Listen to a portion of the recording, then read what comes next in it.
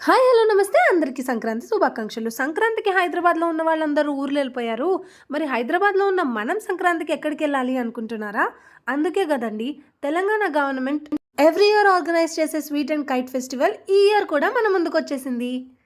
జనరల్‌గా ఇలాంటి క్రౌడెడ్ ప్లేసెస్‌కి పబ్లిక్ ట్రాన్స్‌పోర్టే ఆప్ట్ చేసుకుంటాం. కానీ ఇక్కడ మీరు హ్యాపీగా మీ ప్రైవేట్ ట్రాన్స్‌పోర్ట్‌లో వెళ్ళొచ్చు. ఎందుకంటే ఇక్కడ చాలా పెద్ద పార్కింగ్ స్పేస్ ఉంది. చాలామంది పోలీసులున్నారు.